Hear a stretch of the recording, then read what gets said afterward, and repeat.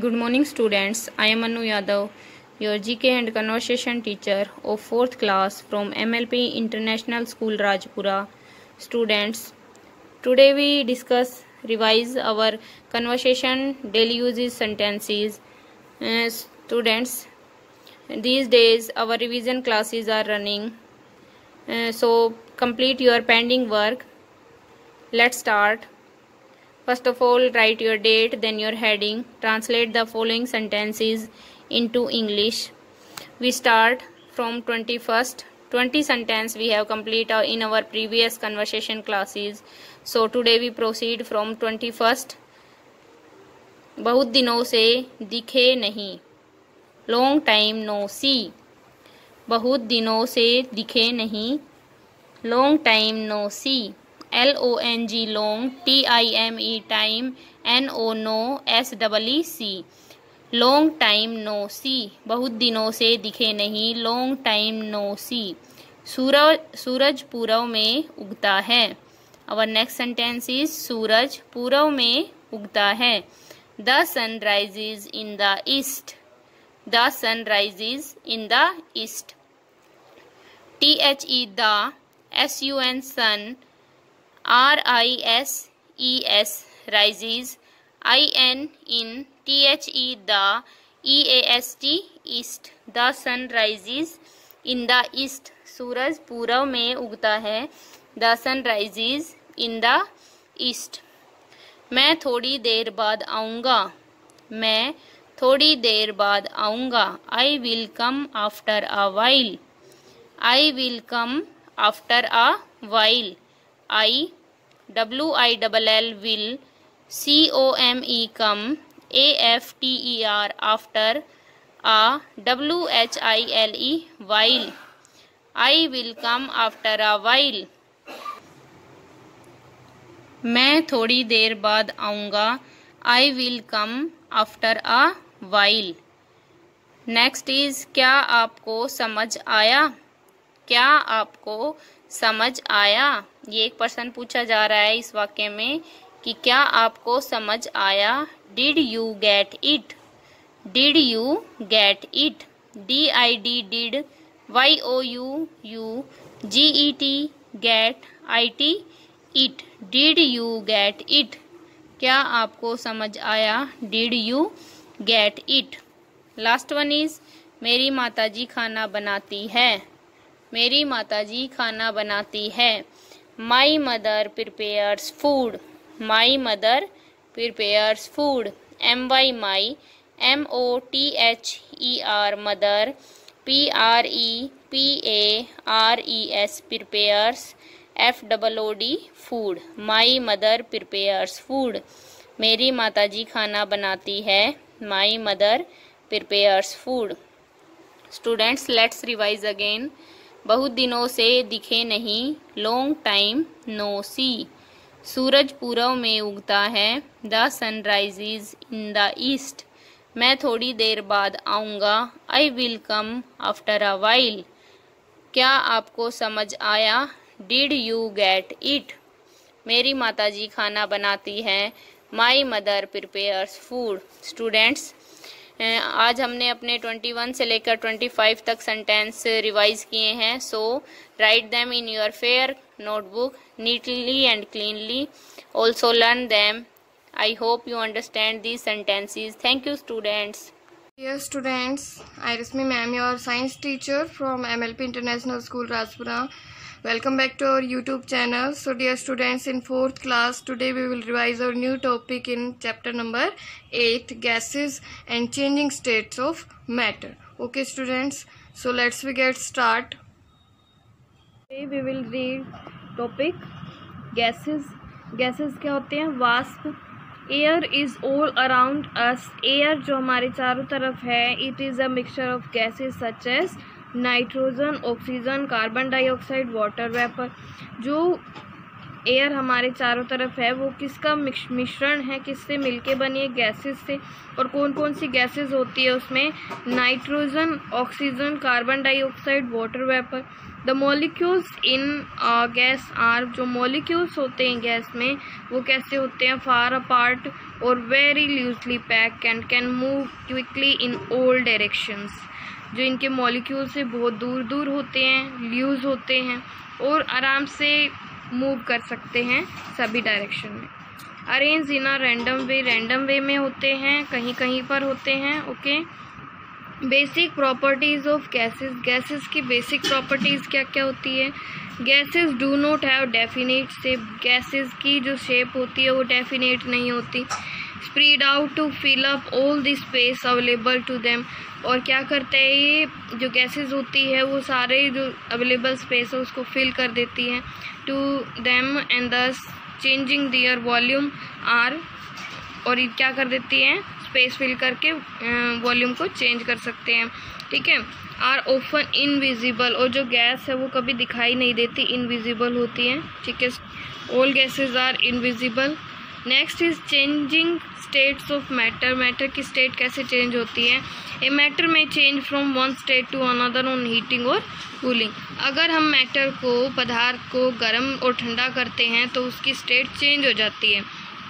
First heating, ice is water in solid form, जो ice है, बर्फ है, वो क्या है, वाटर है, कि कौन सी फॉर्म में है, सॉलिड फॉर्म में है। When an ice cube is kept out of the freezer, जब हम बर्फ़ की टुकड़ों को फ्रीजर से बाहर निकाल देते हैं, it gets heated up and changes to water और liquid again। तो ये पिघल के किस में चेंज हो जाता है, पानी में और लिक्विड में चेंज हो जाता है। This is known as melting, इसको मेल्टिंग प्रोसेस बोलते हैं, पिघलना। when we heat water in a pan for some time, जब हम पानी को क्या करते हैं, हीट करते हैं, गर्म करते हैं कुछ टाइम के लिए, द वाटर और लिक्विड चेंज इनटू वाटर और स्टीम, तो ये पानी भाप बन के उड़ने लग जाता है, which is the gaseous form of water. तो ये कौन सी फॉर्म है वाटर की, गैसियस फॉर्म है, जिसमें वाटर गैस फॉर्म में होता है। दिस इज़ कॉल्ड इवेपोरेशन, और इस प्रोसेस को क्या कहते हैं, जब पानी को हम गर्म करते हैं और वो भाप बन के उड़ता है तो क्या कहते हैं इसको, इवेपोरेशन, वाष्पीकरण। Next is cooling. When water vapour और गैस इज कूल, जब हम वाटर वेपर को या फिर गैस को कूल करते हैं, ठंडा करते हैं, इट चेंज टू वाटर और लिक्विड, तो ये दोबारा से किस में चेंज हो जाती है, वाटर में, लिक्विड की फॉर्म में। This process is known as condensation, इस प्रोसेस को क्या कहते हैं, कंडेंसेशन प्रोसेस, यानी कि गाढ़ापन। ओके। इफ़ वाटर और लिक्विड इज कूल, अगर वाटर और लिक्विड को हम ठंडा करते हैं, चेंज टू आइस और सॉलिड, तो ये किस में चेंज हो जाता है, आइस और सॉलिड में चेंज हो जाता है। जैसे वाटर है और वाटर को आपने ठंडा किया तो वो किस में चेंज हो गया, सॉलिड में, आइस में। दिस इज कॉल्ड फ्रीजिंग, इसको क्या कहते हैं, फ्रीजिंग, जमना। ठीक है। वाटर फ्रीजेस 0 डिग्री सेल्सियस, जो पानी है वो कितनी डिग्री सेल्सियस पे फ्रीज करता है, जमता है, 0 डिग्री सेल्सियस पे वाटर जम जाता है। Next, water exist in all the 3 states, water जो है वो 3 स्टेट में एग्जिस्ट करता है। It changes from one state to another on heating और कूलिंग, ये एक फॉर्म से दूसरी फॉर्म में चेंज हो जाता है जब हम इसको हीट करते हैं और कूल करते हैं। So here is example of changing state of water. Okay. Solid है, आइस है, जैसे आइस को हम क्या कर रहे हैं, पिघला रहे हैं, मेल्ट कर रहे हैं, तो ये किस में चेंज हो जाता है, वाटर के अंदर। अब हमारे पास क्या है, वाटर है, वाटर को जब हम ठंडा करते हैं तो वो किस में चेंज हो जाएगा, दोबारा से आइस में। तो ये वाटर सॉलिड में और सॉलिड लिक्विड में, दोनों एक दूसरे के अंदर चेंज हो जाते हैं। अब हमारे पास वाटर है, वाटर को हमने इवेपोरेट किया, गर्म किया, तो ये किस में चेंज हो गया, गैस में चेंज हो गया। और जो हमारे पास गैस है और गैस को हमने क्या किया, कंडेंस किया, ठंडा किया, तो क्या हो गया, वो किस में चेंज हो गया, दोबारा से लिक्विड में। तो जो वाटर है वो गैस में और गैस दोबारा से वाटर में चेंज हो जाते हैं। Okay students, so you will read today up to the topic changing states of matter. Okay, thank you, have a nice day. Student of 4th class, a very good morning to all of you. Students, I am Simran ma'am, your English teacher. In previous class, we have done our 4 chapter revision, and now in this class we will start our chapter 5th revision for SC1 preparation. Our chapter name, what is pollution? And so let's start our exercise part A. Choose the correct option. हमें correct option choose करने हैं. First है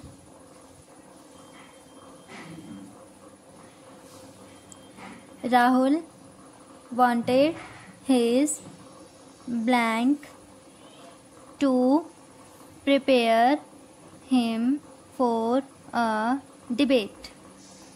A. Father, B. Mother, C. Sister, D. Brother. तो क्या आ जाएगा? Mother. B option क्या हो जाएगा? Correct.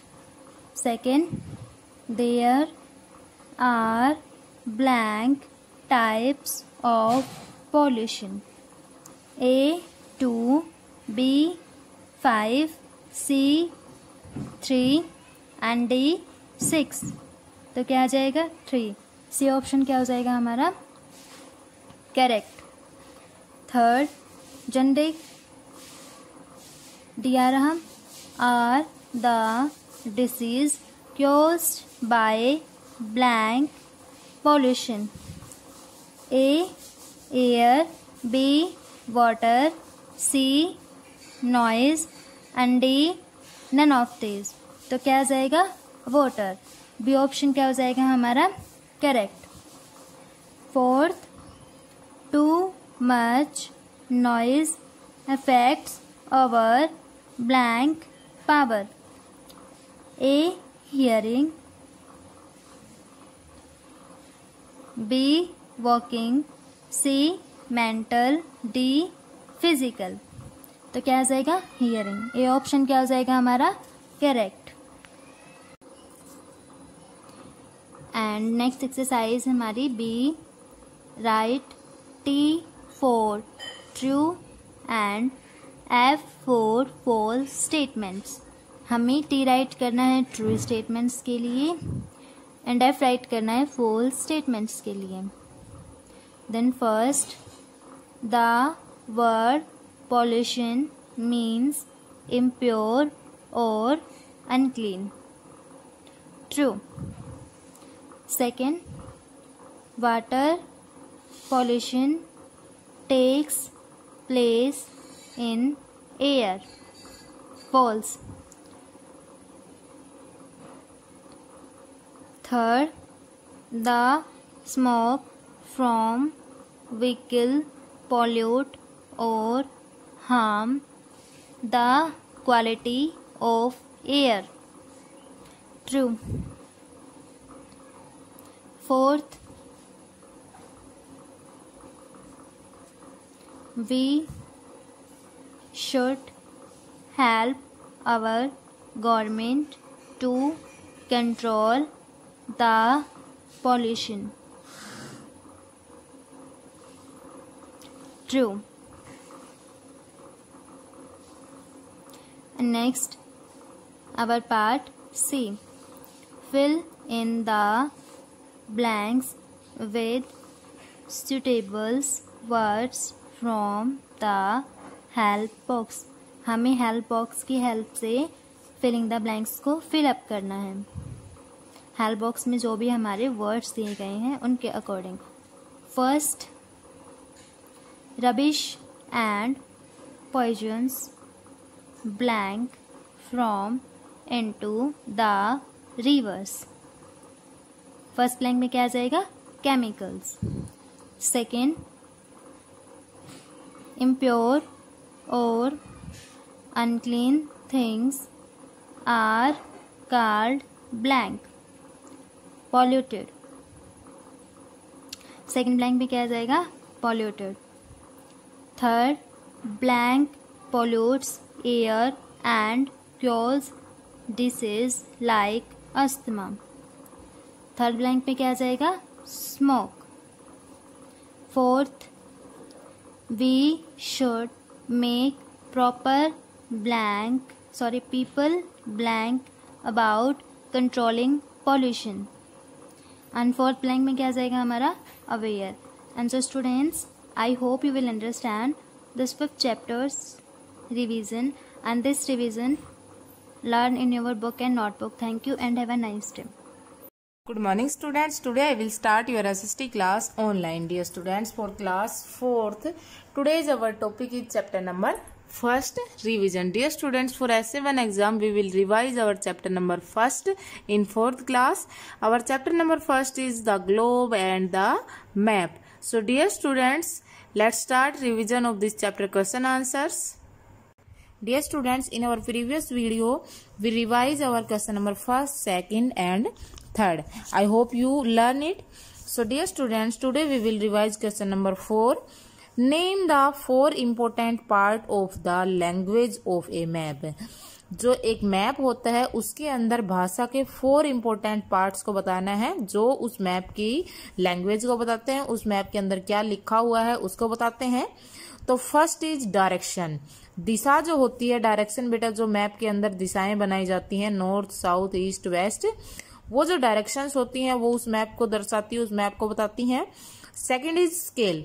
स्केल जो होता है वो मैप पर एक्चुअल एरिया की दूरी का रेशियो बताता है कि मैप और एक्चुअल एरिया के अंदर कितनी दूरी का रेशियो है।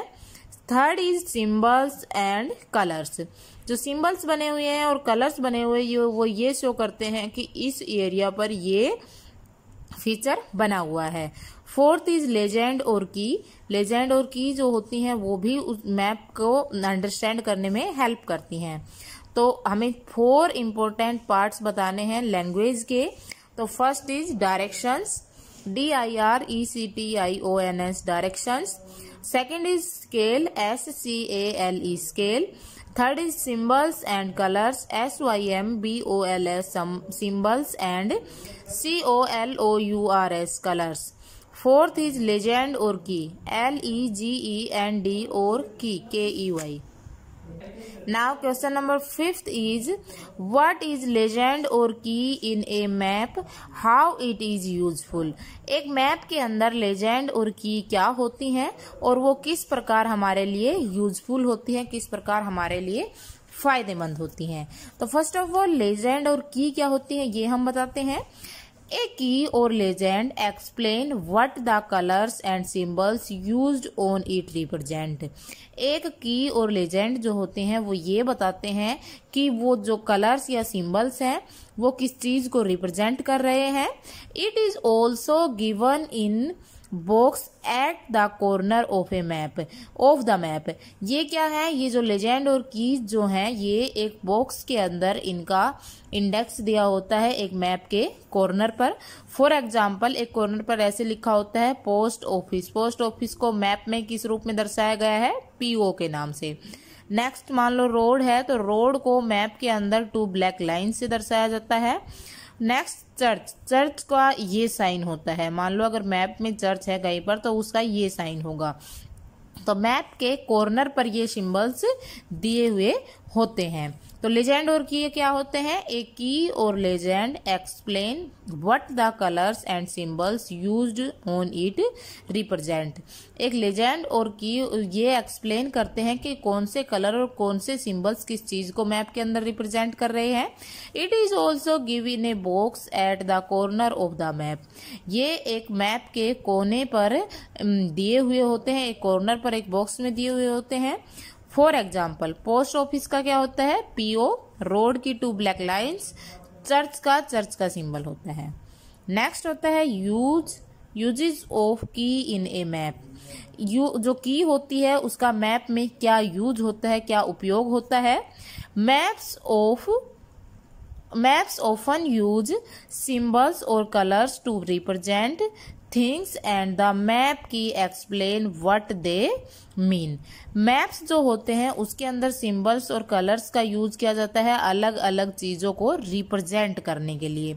और मैप कीज जो होती हैं वो ये एक्सप्लेन करती है कि उनका मीनिंग क्या होता है। उस मीनिंग को समझने के लिए मैप कीज यूजफुल होती है।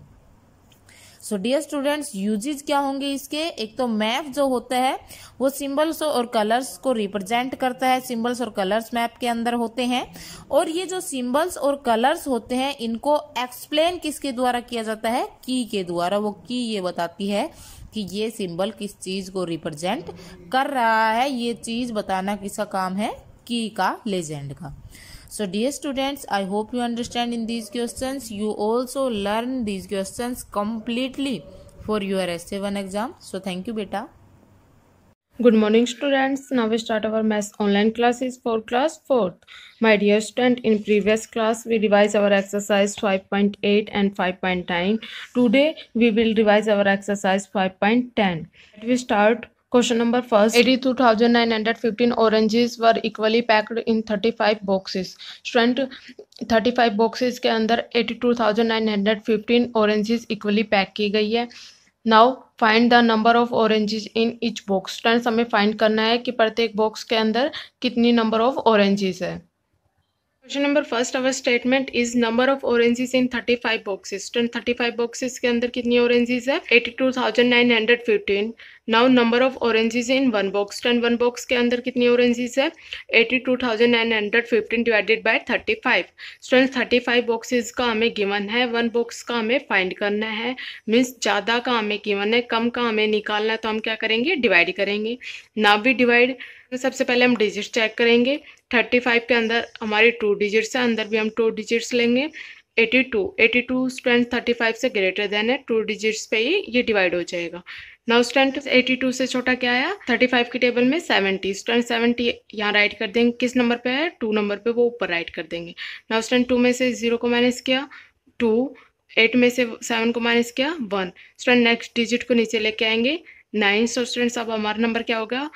129. स्टूडेंट्स अब 35 की टेबल में फिर चेक करेंगे 129 है या इससे छोटा है. स्टूडेंट्स ऐसे साइड में मल्टीप्लाई करके हम चेक कर सकते हैं. स्टूडेंट्स 35 को 3 से मल्टीप्लाई किया तब आया 105 एंड 35 को 4 से मल्टीप्लाई करके देखा तब आया 140.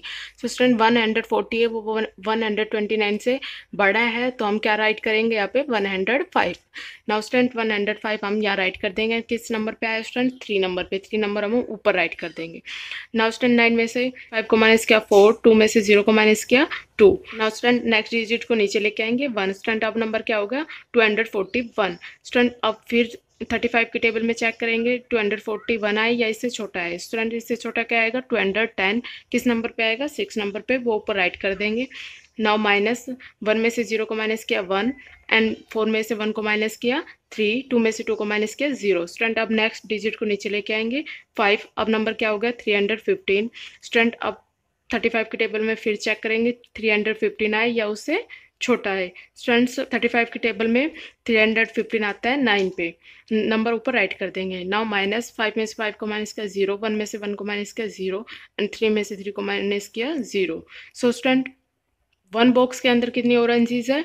2369. और हमसे क्या पूछा है स्टूडेंट? ईच बॉक्स के अंदर कितनी ऑरेंजेस है? स्टूडेंट सभी बॉक्स के अंदर इक्वल ऑरेंजेस है.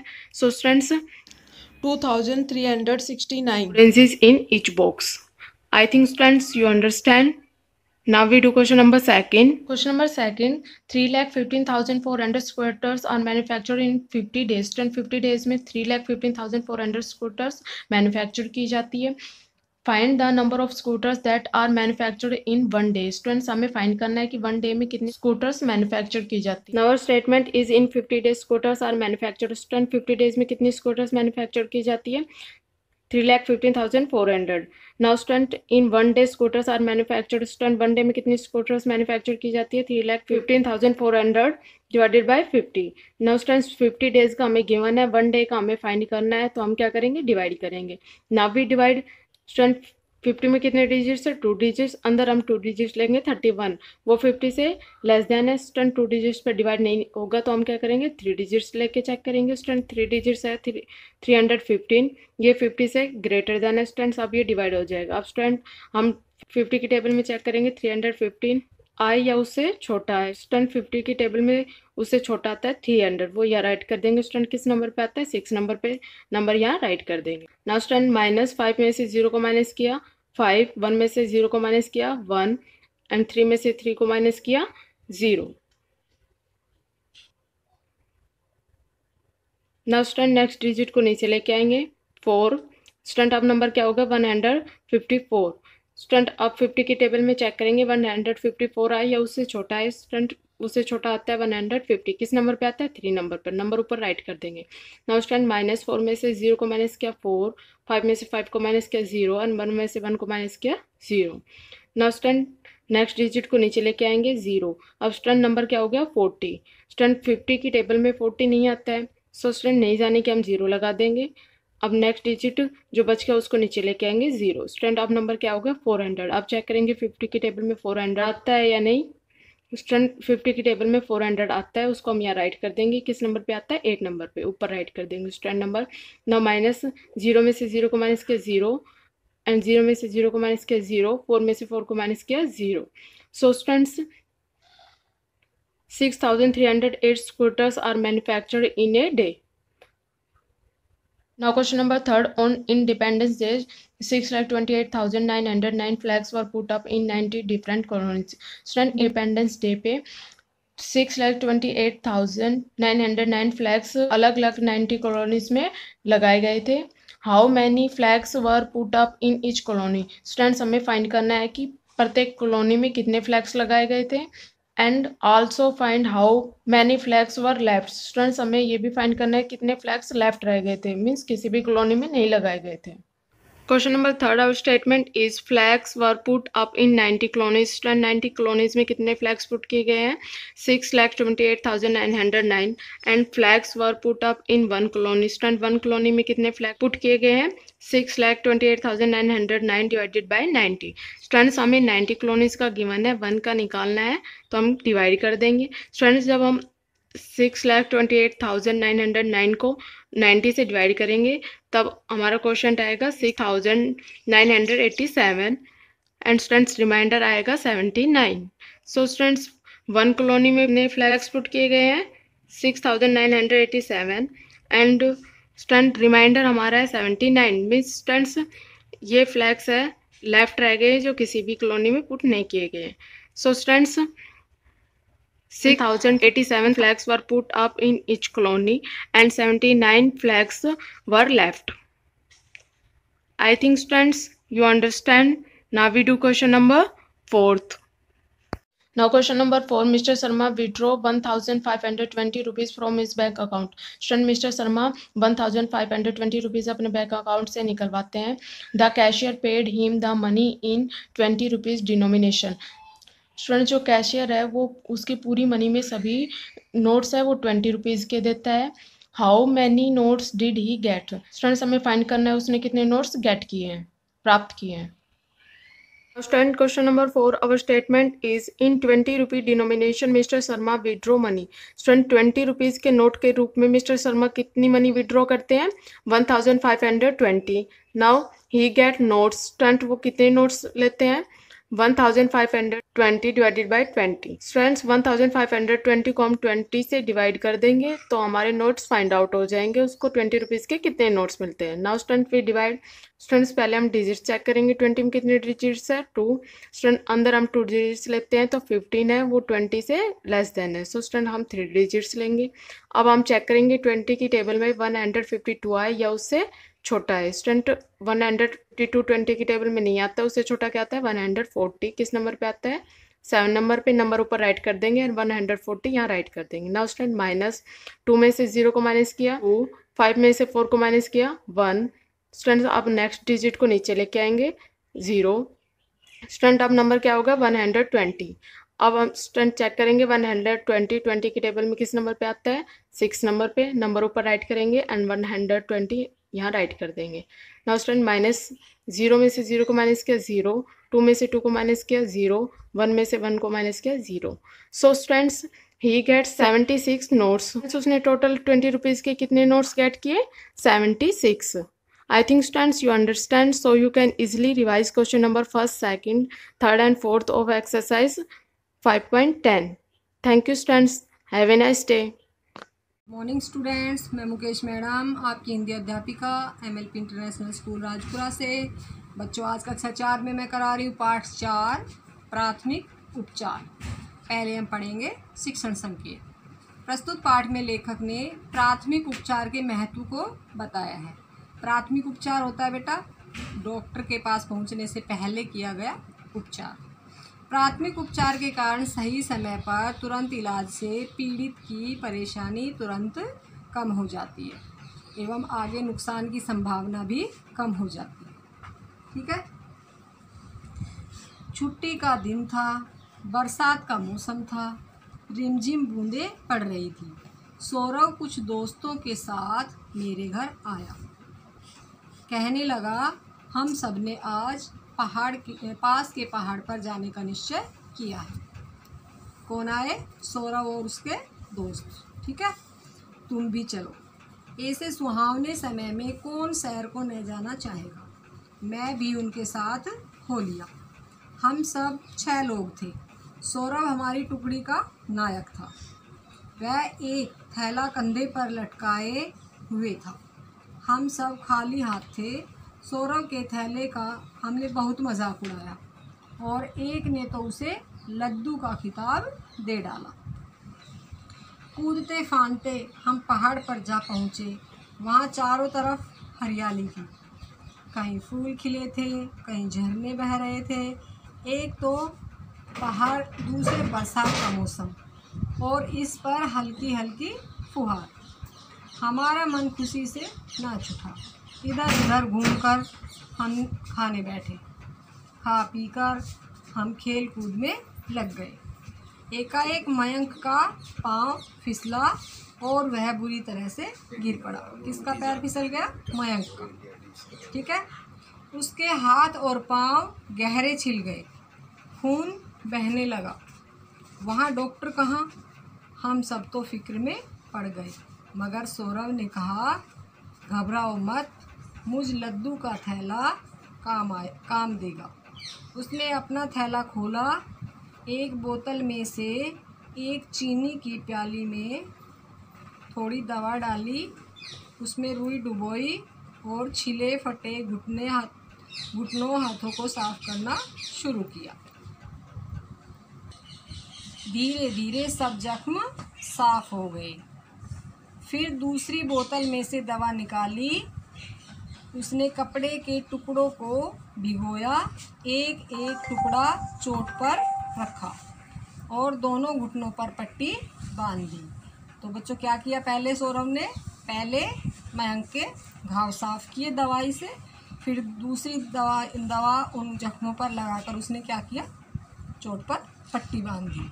इस तरह से प्राथमिक उपचार कर दिया। ऐसा करने से क्या हो गया कि जो मयंक के जो चोट थी उसमें से खून आना बंद हो गया और घाव साफ हो गए, तो जल्दी ठीक होने का वो हो गया।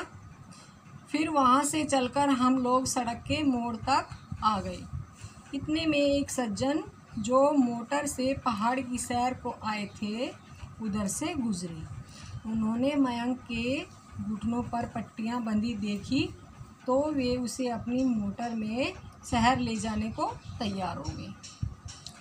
हमने मयंक और सौरभ को मोटर में भेज दिया और बाकी सब पैदल लौटे। तो कौन कौन गया हॉस्पिटल? मयंक और सौरभ। सौरभ मयंक को सीधा अस्पताल ले गया। डॉक्टर ने जख्मों की पट्टी खोली, जख्म देखे। उन्होंने पूछा, घावों का प्राथमिक उपचार किसने किया? सौरभ ने बताया कि वह अपने थैले में प्राथमिक उपचार के लिए ज़रूरी चीज़ें रखता है। उनकी मदद से ही उसने यह किया। डॉक्टर साहब बहुत खुश हुए और उन्होंने सौरभ की पीठ ठोकी मतलब उनको शाबाशी दी। वे कहने लगे, अगर तुम तुरंत प्राथमिक उपचार न करते तो तुम्हारे मित्र के जख्म खराब हो जाते और उसे बहुत दिनों तक तकलीफ़ उठानी पड़ती। अब उसके घाव 6-7 दिनों में भर जाएंगे। मयंक जब घर पहुंचा तो उसके माता पिता ने भी सौरभ को खूब शाबाशी दी। हम सब आज तक सौरभ की प्रशंसा करते हैं। तो देखो बच्चों, जब भी कभी बाहर घूमने जाए या कहीं ऐसी जगह जाए तो हमें क्या अपने साथ क्या रखना चाहिए? प्राथमिक उपचार का सामान, डेटोल, पट्टी, कॉटन वगैरह और बेटाडीन वगैरह ये हमें अपने साथ इसकी किट रखनी चाहिए। ठीक है, अभी हम करेंगे इस पाठ के अभ्यास कार्य। लिखित प्रश्न में हमारा पहला प्रश्न है बच्चों, सही उत्तर पर सही का निशान लगाओ। सौरभ टुकड़ी का क्या था? खलनायक, नायक या पहलवान? तो इसका सही उत्तर होगा नायक। छुट्टी के दिनों में कैसा मौसम था? ठंड का, बरसात का या गर्मी का? तो इसका सही उत्तर होगा बरसात का। मयंक के घर पहुंचने पर उसके माता पिता ने क्या किया? दंड दिया, शाबाशी दी या भगा दिया? तो इसका सही उत्तर होगा शाबाशी दी। पहले इसको क्या हुआ, फिर क्या हुआ, वाक्यों को पाठ के आधार पर क्रम दें। तो ये जो वाक्य दिए गए इनमें सबसे पहले क्या हुआ था? सौरभ के थैले का सबने मजाक उड़ाया था, ये घटना सबसे पहले हुई थी, तो इसको हम देंगे 1 नंबर। पहाड़ की सुंदरता देखकर सभी प्रसन्न हुए, ये आएगा दूसरे नंबर पे। ठीक है, इसके बाद है सौरभ और मयंक मोटर से अस्पताल गए, ये आएगा तीसरे नंबर पे। ठीक है, इसके बाद डॉक्टर साहब खुश हुए और उन्होंने सौरभ की पीठ ठोकी, जिसमें सूरज लिखा हुआ ये गलत है, और ये आएगा नंबर 4 पे। और आखिर में आएगा माता पिता ने सौरभ को शाबाशी दी, तो इस पर हम लिखेंगे नंबर 5। ठीक है बच्चों, ये मैंने आपको पाठ पढ़ाया है, आप सभी को इस पाठ को एक बार अपनी बुक से दोबारा से पढ़ना है ध्यान से। ठीक है, और ये जो मैंने प्रश्न आपको करा दिए हैं, आप सभी को ये प्रश्न अपनी नोटबुक में सुंदर राइटिंग में लिखने हैं और याद करने हैं। तो बच्चों कल फिर मिलते हैं, तब तक के लिए धन्यवाद।